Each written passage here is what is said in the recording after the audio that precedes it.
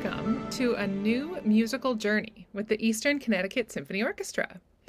After October's passionate voyage, we're embarking again, this time to French Fantastique, a celebration of French musical brilliance that brings together two titans of French composition. Our November 8th concert marks not one, but two very special occasions: World Pianist Day and the 150th anniversary of Maurice Ravel himself. Today, we're diving into perhaps the most famous, most hypnotic, and certainly most debated piece of 20th century music, Ravel's Bolero. It's a work so iconic that it's been called orchestral tissue without music by its own composer, and yet it became one of the most popular classical pieces of music in the world. The story begins in 1928 with a commission that went delightfully wrong. Dancer Ida Rubinstein asked Ravel to orchestrate 6 piano pieces from Isaac Albanese's Iberia for ballet. Ravel agreed and started work. But then, plot twist, he discovered that another conductor had already orchestrated those exact pieces, and copyright law blocked any other arrangements. So Ravel made a fateful decision. Instead of orchestrating someone else's music, he'd create something entirely new. And the idea came to him while on vacation at Saint-Jean-de-Luz on the French coast. He went to a piano, played a simple melody with one finger, and said to his friend, "Don't you think this theme has an insistent quality? I'm going to try and repeat it a number of times without any development, gradually increasing the orchestra as best I can."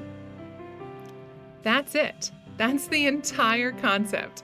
One theme, no development. Just an unstoppable crescendo from whisper to roar. It's an idea so simple, it's almost audacious, and in Ravel's hands, it became pure genius. When Bolero premiered at the Paris Opera on November 22nd, 1928, it was a sensation. According to one possibly legendary story, a woman in the audience shouted that Ravel was mad. When the composer heard about this, he simply replied, "She understood the piece." So what actually happens in those 15 mesmerizing minutes? Picture this.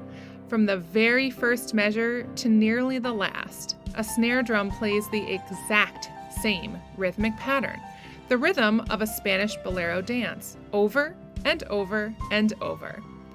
169 times, to be exact. That drummer becomes the heartbeat, the pulse, the relentless machine that drives everything forward. Over that hypnotic rhythm, Ravel presents 2 melodies, each 18 measures long, played twice alternately. The first melody is smooth and diatonic. The second is more jazz-influenced with syncopation and that distinctly Spanish flavor. And here's where Ravel's genius truly shines. He passes these melodies through virtually every instrument in the orchestra, one by one, in an ever-expanding kaleidoscope of color. It starts with a solo flute, barely audible, like a voice in the distance. Then clarinet takes over, then bassoon. Each instrument adds its unique voice, its own color, its special character to the unchanging melody. As the piece progresses, instruments begin to combine. Trumpet and flute together, then saxophones, then horns. The orchestra grows thicker, louder, more insistent, more overwhelming. Listen for the moment when the strings enter, imitating guitars with a quasi-guitarra marking, bringing authentic Spanish sound into the concert hall. Watch for when violinists, violists, and cellists all become Spanish folk musicians for a few magical measures. And then, after all this gradual building, after nearly 15 minutes of growth, something shocking happens. Just before the end, the music suddenly shifts to E major, a completely unexpected key change that jolts you awake if you've been lulled into a trance. It's as if the entire mechanical structure suddenly breaks free from its constraints.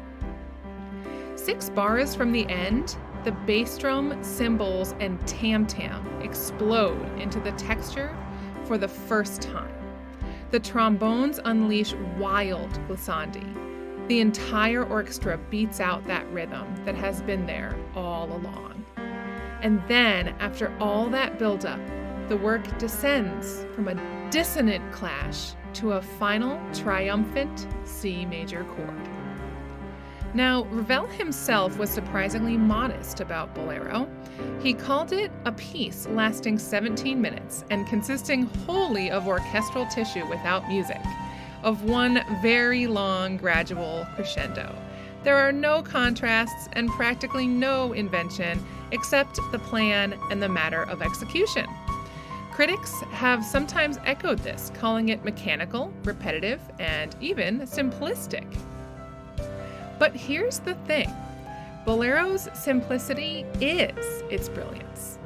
In an era of increasing musical complexity, Ravel stripped everything away to create something primal, something that connects directly to our most basic human responses to rhythm and crescendo. It's hypnotic, yes. Mechanical, perhaps, but it's also utterly irresistible. The proof? It became Ravel's most famous work, much to his own surprise, since he predicted most orchestras would refuse to play it. It launched 1,000 ballets, including the iconic 1984 Olympic ice dance by Tourville and Dean. It appeared in films from the 1934 Bolero starring George Raft to the 1978 romantic comedy 10 with Bo Derek, which briefly made Ravel the best-selling classical composer 40 years after his death. And perhaps there's something deeply personal in this seemingly mechanical work. Some scholars suggest the relentless rhythm was inspired by the machines in Ravel's father's factory, while the melody came from a lullaby his mother sang.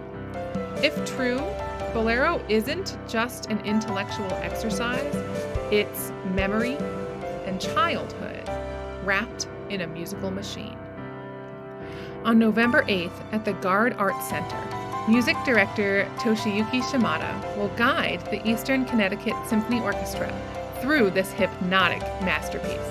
You'll experience what a live performance of Bolero truly is. Not just the music you hear, but music you feel building in your chest, in your pulse, in every nerve as it grows from that first whispered flute to that final orchestral explosion. This is just the beginning of our French Fantastique journey. Next, we'll explore Ravel's brilliant piano concerto in G, featuring the legendary pianist Mark Markham.